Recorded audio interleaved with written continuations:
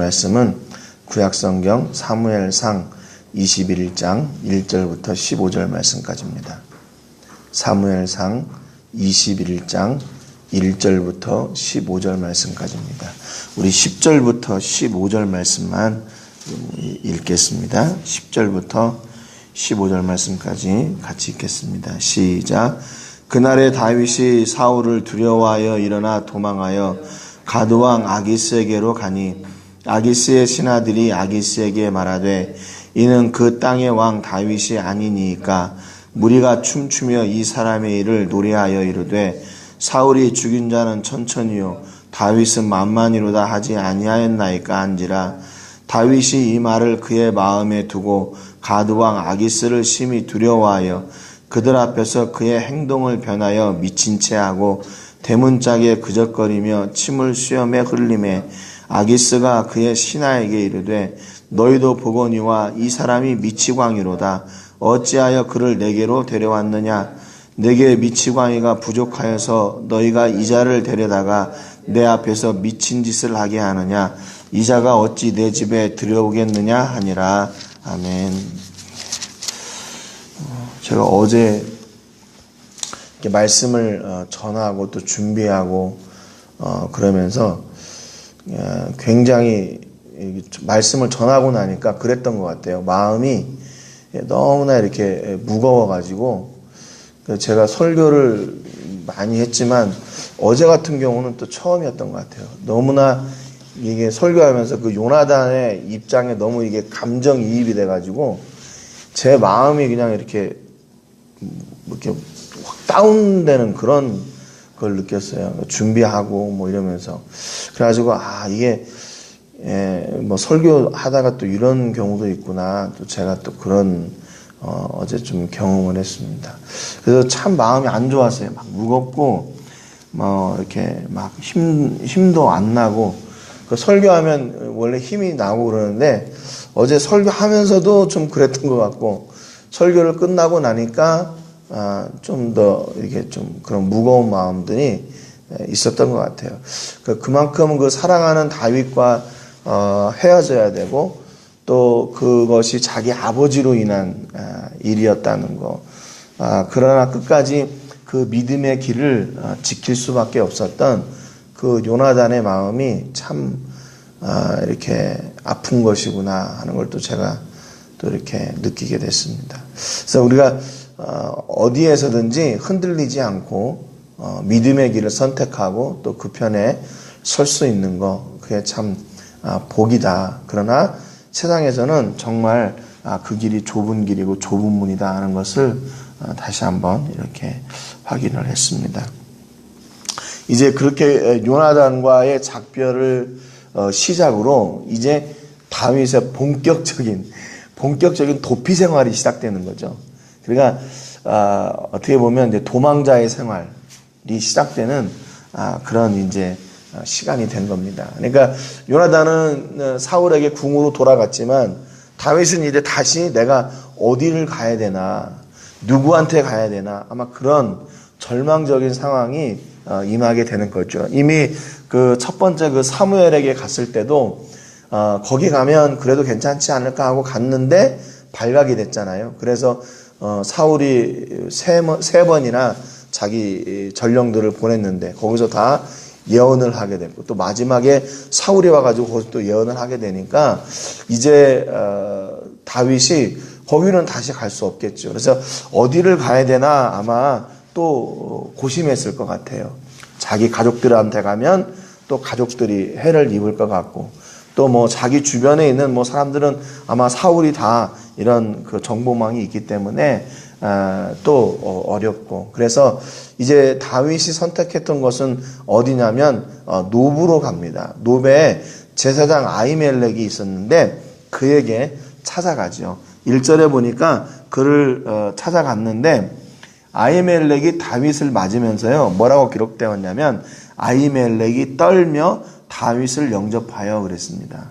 아히멜렉이 다윗을 맞는데 떨었어요. 그럼 왜 그러냐면 다윗을 두려워했던 게 아니라 지금 딱 다윗이 아히멜렉을 찾아오는 그런 상황, 또 그 어떤 다윗의 겉으로 풍겨나는 그런 예전 같지 않은 그런 모습들, 아마 그런 것을 보고 떨었을 것 같아요. 아, 분명히 뭔 일이 있구나. 사울이 늘 다윗을 죽이려고 한다는 소문을 들었는데 진짜 이게 뭔 일이 있구나. 이렇게 몰골이 저런 상황을 보니까, 그러니까 이미 이제 그 다윗이 겉으로 드러나는 어떤 그런 모습들이 자기가 쫓기고 있다. 이렇게 좀 그런 모습들을 아마 보았던 것 같아요. 그래서 아히멜렉이 다윗을 보고 떨었다. 이렇게 성경에 기록을 하고 있는 것 같습니다. 네가 왜 혼자 왔냐? 그렇게 물어보는 거죠. 다른 때는 이제 다른 이제 뭐 자기 뭐 이렇게 하인들, 쫄병들, 자기 군사들하고 이제 같이 다니거나 그랬을 텐데 이제 혼자 오니까 이제 놀랐던 거죠. 그래서 2절하고 3절에 보니까 다윗이 아히멜렉에게 그렇게 이야기합니다. 왕이 내게 이를 명령하고 이르시기를 내가 너를 보내는 것과 내게 명령한 일은 아무것도 사람에게 알리지 말라 하시기로 내가 나의 소년들을 이러이러한 곳으로 오라고 말하였나이다. 거짓말하는 거죠. 이래 당신의 수중에 무엇이 있나이까? 떡 5덩이나 무엇이나 있는 대로 내 손에 주소서. 그렇게 이야기합니다. 그러니까 지금 다윗이 아히멜렉에 가서 임금님이 사울이 나한테 어떤 비밀 일을 시켰다. 그렇게 얘기하는 거죠. 비밀 직무를 나에게 맡겨주셨다. 그래서 내가 이 일을 지금 감당해야 된다. 그러니까 지금 내게 먹을 것은 좀 달라. 그렇게 이야기합니다. 그러니까 지금 아히멜렉의 입장에서는 다윗이 사울이 어떤 일을 시켜가지고 지금 이렇게 와서 먹을 것이 없어서 먹을 것을 달라고 하니까 지금 도와주지 않을 수가 없는 상황이죠. 그래서 이제 다윗이 어떤 도움을 본격적으로 얻어내기 위해서 사울이 자기에게 이런 비밀 직무를 감당하게 했다. 이렇게 거짓말을 했던 것 같아요. 그러니까 이제 4절에 아히멜렉이 물어봅니다. 보통 떡은 내 수중에 없지만 거룩한 떡은 있나니 그 소년들이 여자를 가까이만 하지 아니었으면 주리라 그랬습니다. 그러니까 지금 이 아히멜렉이 가지고 있는 떡은 성소에 이렇게 두는 그런 거룩한 떡, 진설병이었어요. 그래서 그것을 이제 성소에 있던 것을 가지고 나와서 그걸 제사장들이 먹었는데 그거를 가지고 있었던 것 같습니다. 그래서 5절에 보니까 다윗이 제사장에게 대답하여 이르되 우리가 참으로 3일 동안이나 여자를 가까이 하지 아니하였나이다. 내가 떠난 길이 보통 여행이라도 소년들의 그릇이 성결하겠거든 하물며 오늘 그들의 그릇이 성결하지 아니하겠습니까? 이렇게 이제 물어봅니다. 이렇게 대답을 합니다. 그러니까 이제 아히멜렉이 그 거룩한 떡을 다윗에게 내두죠. 그래서 이 떡은 6절 하반절에 보니까 더운 떡을 드리는 날에 물려낸 것이었다. 이것은 원래 이제 제사장들이 먹어야 되는 건데 다윗에게 주었죠. 이 뭐 신약의 이 이야기가 다윗의 다윗과 그의 소년들도 거룩한 떡을 먹지 않았냐. 그래서 예수님이 안식일에 그 기적을 베푸는 병 고치는 일이 잘못됐다라고 하는 유대인들에게 예로 들어주신 말씀이었습니다. 만약에 지금 그런 생각을 했어요. 다윗이 이렇게 사울의 추격을 피해가지고 도망하면서 아히멜렉 앞에 왔잖아요. 그러면 좀 이때 진실되게 얘기했으면 어떻게 됐을까? 다윗이 거짓말하지 않고 이렇게 내가 지금 뭐 무슨 비밀 직무로 사울이 보내서 와가지고 이렇게 됐습니다. 이렇게 얘기하지 않고 사실은 사울이 나를 죽이려고 해서 내가 지금 피하고 있습니다. 도망 중에 있습니다. 그러니까 내가 먹을 것이 필요한데 좀 주십시오. 만약에 이렇게 얘기했으면 아히멜렉이 다윗을 도와줬을까요? 도와주지 않았을까? 그 뒤에 보면 나중에 사울이 다윗을 찾으려고 왔다가 이 아히멜렉에게 옵니다. 그래서 아히멜렉에게 야, 왜 사울을 도와줬냐? 내가 오늘 죽여야 되겠다 그랬더니 이제 그때 아히멜렉이 사울 앞에서 다윗을 변호합니다. 다윗이 무슨 죽을 죄가 있습니까? 이 나라를 위해서 얼마나 수고하고 고생했습니까? 이제 그런 이야기를 하거든요. 그래서 결국 이제 이렇게 변호를 할 것 같으면 아마 지금 여기에서 다윗이 아히멜렉에게 그 사실을 다 이야기했어도 도와주지 않았을까? 근데 왜 다윗이 이렇게 거짓말을 했을까? 그러니까 지금 이것은 다윗의 어떤 그 도피 생활이 이제 자기가 믿음을 가지고 있고 하나님의 사람이고 과거에 뭐 골리앗을 무너뜨렸고 블레셋과의 싸움에서 계속 승리를 쟁취한 사람이고 과거의 삶이 아무런 그런 의미가 없다는 거예요. 지금 이 순간에 다윗이 지금 가장 갈망하고 있는 것은 뭐냐면 생명을 부지하는 거였어요. 어떻게든지 내가 살아야 된다. 그런 비참한 그런 곤고한 상황 가운데 있는 다윗의 모습을 여실히 보여주는 겁니다. 여러분, 그러니까 우리가 신앙생활을 하면서요, 예수님을 믿으면 우리 앞에 고난이나 고통이나 실패나 좌절이나 낙심이나 뭐 이런 것들이 없어야 되는 줄 알아요. 그런데 그런 일들이 분명히 있습니다. 그런데 우리가 소망이 되는 것은 뭐냐면요, 그런 상황 가운데서 하나님을 놓치지 않는 거예요. 이제 뒤에 가서 좀 더 말씀을 드릴게요. 이제 6절 다음에 7절이 있는데 갑자기 그날에 사울의 신하 한 사람이 여호와 앞에 머물러 있었는데 그는 도액이라 이름하는 에돔 사람이요 사울의 목자장이었더라. 그렇게 이름하고 있습니다.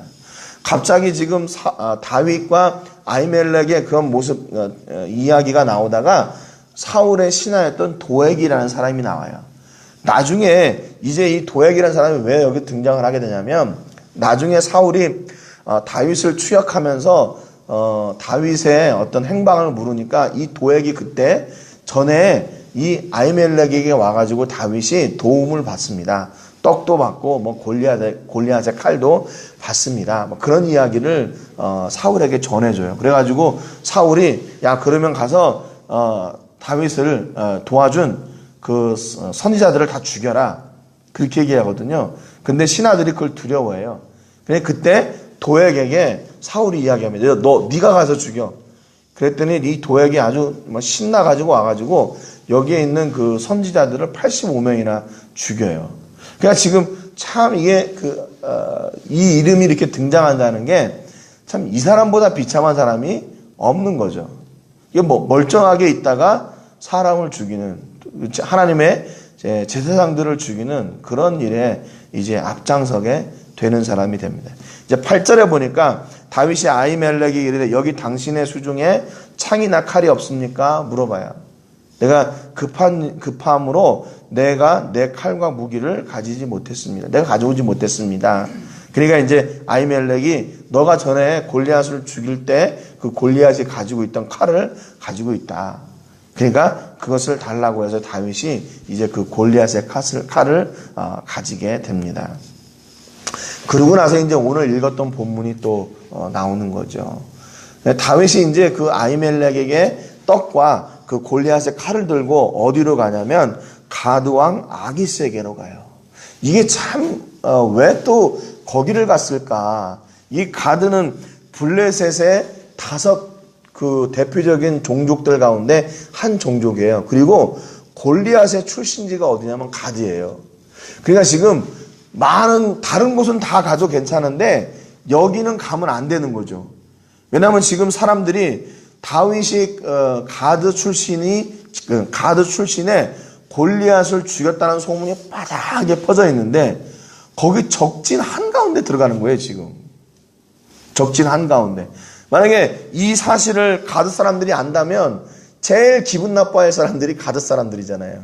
자기 출신인 그 골리앗, 누구도 상대하지 못했던 그렇게 자기들의 어떻게 우상과 같은 그런 존재, 그 대표적인 인물 골리앗을 갖다가 한순간에 쓰러뜨렸던 그 사람이 자기의 지역에 왔어요.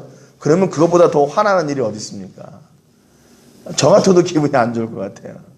어제도 이렇게 태권도 애들 가르치러 갔는데 그 애들이 그래요. 지난번에 멕시코하고 그 한국하고 축구했는데 멕시코가 이겼지 막 이런 얘기를 하는 거예요. 그래서 막 모르는 채 했어요. 화나가지고 이놈 새끼들이 그런 얘기를 다 해요.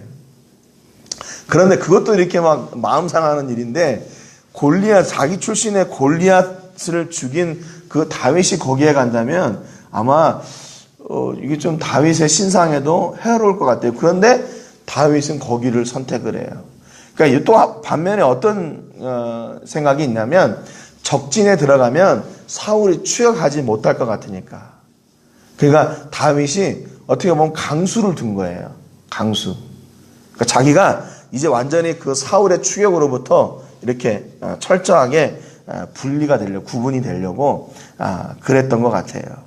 거기 들어갔더니 이제 10절에 보니까 그날에 다윗이 사울을 두려워하여 일어나 도망하여 가드왕 아기스에게로 가니 11절에 아기스의 신하들이 아기스에게 말하되 이는 그 땅의 왕 다윗이 아니니까 그래요. 알아봐요. 딱 보니까 알아봅니다. 무리가 춤추며 이 사람의 일을 노래하여 이르되 사울이 죽인 자는 천천히요 다윗은 만만히로다 하지 아니었습니까? 이 노래까지 알아요. 다윗이 블레셋과의 전쟁에서 골리앗을 죽이고 돌아올 때 여인들이 소고치며 노래했던 그 노래, 이 후렴구, 그 계속 반복되었던 그 후렴구를 이 사람들도 알고 있습니다. 그러니까 12절에 다윗이 이 말을 그의 마음에 두고 가드왕 아기스를 심히 두려워하여 그랬습니다. 그러니까 신하들이 이렇게 웅성웅성거리거나 그래 분위기를 알았겠죠. 그러니까 다윗이 그 자리에서 또 두려움을 느꼈어요. 13절에 그들 앞에서 그의 행동을 변하여 미친 채 하고 대문짝에 그적거리며 침을 수염에 흘리며 그럽니다. 아마 다윗의 생애 가운데 너가 좀 이렇게 잊고 싶은 순간이 어느 순간이냐? 그러면 아마 이 순간이 손에 꼽히는 순간일 거예요. 예. 뭐 다윗이 범죄했던 그런 순간도 있었겠지만 그 이방 그 신하들 그것도 이방 왕 앞에서 미친 척 한다는 거, 대문에 끄적거리고 침을 수염에 흘리면서 이렇게 미친 척 했던 이런 모습들, 정말 얼마나 비참한 모습입니까? 14, 15절에 보니까 이제 아기스가 그의 신하들에게 얘기해요. 야, 이거 미친 사람 아니냐? 미치광이가 아니냐? 야, 우리나라에 미치광이가 부족해가지고 이 사람을 나한테 또 데려왔냐? 그리고 다윗을 내치게 되죠. 받아들이지 않죠. 나중에 또 뒤에 가면 이제 아기스에게 다윗이 같이 한 번 더 가는데 그때는 또 상황이 달라졌어요. 그러니까 지금 첫 번째 갔을 때하고 나중에 갔을 때하고 다윗의 모습이 이제 그들 앞에 달라지게 보는데요. 오늘 이 말씀을 보니까 다윗이 도망자의 생활을 하면서 다윗의 비참한 모습이에요. 제사장 앞에 거짓말하고 먹을 것을 구하고 또 그래가지고 또 이방 나라에 갔는데 거기서도 그 사람들이 두려워가지고 이제 미친 척하고. 여러분 이런 모습을 보면요, 세상 사람들이 다윗의 이런 모습을 본다면 뭐라고 할까요? 야, 뭐 믿음도 별거 없어. 결국에는 다 그렇게 사람들은 그렇게 되는 거야. 아마 이렇게 생각할 것 같아요. 야, 미친 척하고 거짓말하고, 야, 그럴 거 먹을 것도 없어가지고 그렇게 구걸할 거, 야, 그럴 거면 뭐 덕에 하나님 믿냐? 뭐 덕에 예수님 믿냐? 뭐 덕에 교회 다니고 신앙생활 하냐? 아마 그럴 겁니다. 저도 어제 이 말씀을 이렇게 읽으면서 야, 얼마나 이게 비참한 일인가. 요나단과의 그런 가슴 아픈 이별을 뒤로하고 이제는 세상에 동떨어져 가지고 혼자 살아야 돼. 혼자 그 역경을 이겨내야 되는 그런데 그 앞에 있는 일들은 그렇게 도와주려고 하는 사람들이 아니라 다 그를 경계하고 이렇게 뒤로 하려고 하는 사람들만 있는 거죠. 먹을 것도 없고 자기가 어디에 가서 이렇게 기댈 곳도 없는 그런 상황이 된 겁니다. 만약에 이렇게 그냥 다윗의 인생이 전락해버린다면 아마 우리 믿음의 사람들도 다 낙심하게 될 겁니다. 그런데 우리가 소망을 가지는 것은 뭐냐면요, 시편 56편이 있는데 그 시편 56편의 부제가 뭐냐면 다윗의 시인데 다윗의 믹담시, 인도자를 따라 요낫 엘렘 르호김에 맞춘 노래, 그리고 그 뒤에가 부제가 나오는데 다윗이 가드에서 블레셋 인에게 잡힌 때 한 노래가 시편 56편이에요. 그게 부재예요. 거기 뭐라고 되어 있냐면 시편 56편 3절에 보니까 내가 두려워하는 날에는 내가 주를 의지하리이다. 56편 4절에 내가 하나님을 의지하고 그 말씀을 찬송하올지라. 내가 하나님을 의지하였은즉 두려워하지 아니하리니 혈육을 가진 사람이 내게 어찌하리이까. 9절에는 내가 아뢰는 날에 내 원수들이 물러가리니 이것으로 하나님이 내 편이심을 내가 아나이다. 10절에 내가 하나님을 의지하여 그의 말씀을 찬송하며 여호와를 의지하여 그의 말씀을 찬송하리이다 그랬습니다. 11절에 보니까 내가 하나님을 의지하였은즉 두려워하지 아니하리니 사람이 내게 어찌하리이까. 13절에 주께서 내 생명을 사망에서 건지셨습니다. 주께서 나로 하나님 앞 생명의 빛에 다니게 하시려고 실족하지 아니하게 하지 아니하셨습니까. 이런 거예요. 지금 자기 그 상황은 그 이방 그 가드왕 아기스 앞에서 막 신하들 앞에서 미친 척하고 침을 흘리고 그러지만 그의 중심은 하나님을 바라고 있었어요. 야, 그러니까 역시 믿음의 사람은 다르구나 하는 거죠. 우리가 겉으로 드러나는 상황은 정말로 사람들이 야, 이제 저 다윗 인생 다 끝났구나. 야, 옛날에는 뭐 골리앗을 우리 출신 그 골리앗을 죽이고 뭐 어쩌게 하고 사람들의 막 칭송을 받더니 이제는 여기 와서 뭐 침 흘리고 완전 미쳤구나. 저 인생이 저렇게 이제 마감이 되는구나. 그런 상황이죠. 그런데 다윗 안에는 하나님이 계셨어요. 하나님을 향한 찬송과 하나님을 향한 믿음과 하나님을 향한 기대가 그 안에는 불릴 듯 일어나고 있었습니다. 비록 자신은 정말 기대할 것도 없고 사람들 앞에 비참한 모습으로 그렇게 어떻게든지 생명을 부지하려고 하는 그런 인생 가운데 있는 것 같지만 그의 중심에는 하나님이 계셨어요. 여러분, 그러니까 다윗에게 소망이 있는 거죠.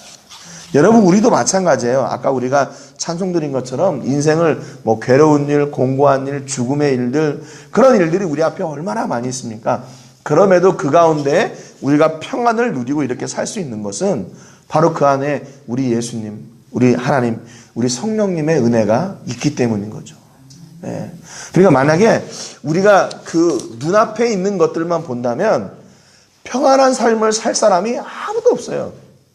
예수님을 믿거나 억지고 간에 여러분 먹을 것이 없는데 그 상황 앞에서 어떻게 우리가 평안할 수가 있어요? 죽음의 위기 앞에서 우리가 어떻게 그 앞에서 평안할 수가 있어요? 그런데 그때 우리 안에 믿음이 있을 때 그때 성령님께 붙들림 받은 우리이기 때문에 그 안에서 평안을 누리는 거예요. 새벽에 이런 말씀 드려도 되는지 모르겠는데 아무튼 이 장로님이 지금 아프시잖아요. 전화 걸어서 장로님 좀 어떠세요? 그러면 괜찮아요. 힘나요. 괜찮은 게 뭐가 괜찮아요. 지금 보면 살이 다 빠져가지고 그냥 다 죽을 것 같이 생겼는데 그래도 말씀은 그렇게 하세요. 그러니까 제가 이게 뭐 물론 장로님이 이제 또 제가 염려할까봐 또 인사치레로 그렇게 하실 수도 있겠지만 그런 말을 할 수 있는 그런 담대함, 용기가 어디서 나올까? 저분 안에 하나님이 계시는구나. 그런 걸 느끼는 거죠. 만약에 그 병 걸리고 뭐 이렇게 뭐 연약하고 뭐 살이 빠지고 힘도 없고 그러면 나 죽을 것 같아요. 나 죽겠어요. 막 이럴 텐데 그 가운데서도 힘이 납니다. 이렇게 말씀하시는 게 그게 바로 그리스도인들이 그렇게 할 수 있는 거죠. 하나님께서 우리를 붙들고 계시고 그분의 능력의 팔이 우리를 붙잡아 주시기 때문에 이런 공고한 때에도 하나님을 찬송하고 하나님을 기대하고 하나님을 노래하고 하나님의 구원을 선포하는 그 일을 중단하지 않게 되는 겁니다.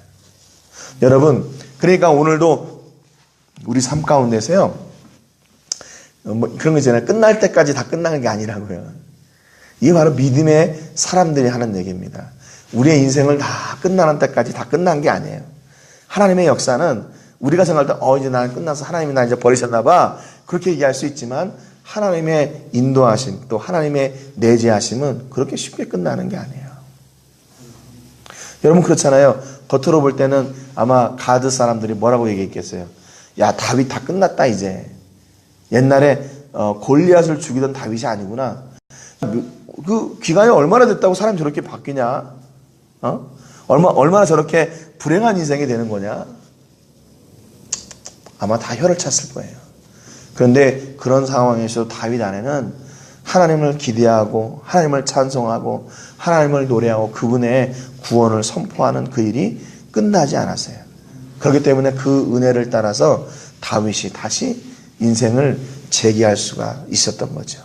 여러분, 삶이 끝나지 않고 또 하나님의 은혜가 끝나지 않는 한 우리의 삶도 아직 끝나지 않은 겁니다.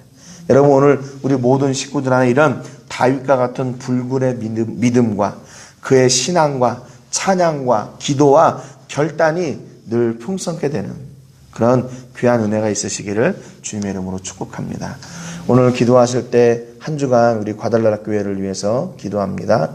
우리 교회 모든 식구들 또 자녀들 건강을 지켜주시고 또 사업장과 또 직장과 또 캠퍼스와 가정에서 우리 모든 식구들이 믿음을 부인하지 않고 끝까지 믿음의 자리에서는 은혜가 있기를 위해서 기도해 주시고요. 특별히 이장로님을 위해서 기도해 주시기 바랍니다.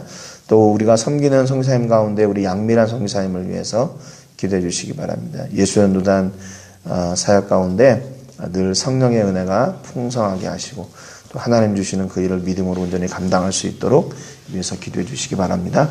끝으로 우리 마지막까지 우리가 하나님을 또 우리의 믿음을 또 우리의 찬양과 능력을 기대하고 또 그것이 쉬지 않는 은혜가 있기를 위해서 기도하시기 바랍니다. 제가 먼저 기도하겠습니다. 하나님 아버지 감사드립니다. 다윗이 요나단과 마지막 이별을 고하고 이제 그야말로 혈혈단신으로 자기의 생명을 부지해야 되는 그런 절박한 상황에 처하게 됐습니다. 아히멜렉 앞에서도 떡을 구하며 거짓말을 했고 또 가드왕 아기스와 그의 신하들 앞에서도 침을 흘리며 미친 척하고 그 자리를 피해야만 했습니다. 하나님, 겉으로 볼 때는 이제 다윗이 다 끝났구나 그렇게 생각할 수도 있었지만 그의 안에는 하나님을 찬양하는 찬양과 그분의 구원을 기대하는 믿음과 그 구원의 역사를 선포하는 그런 놀라운 믿음이 식지 않았던 것을 저희가 말씀을 통해서 봤습니다. 하나님, 이것이 바로 다윗이 다시 살 수 있고 회복할 수 있었던 힘의 원동력인 것을 저희가 압니다.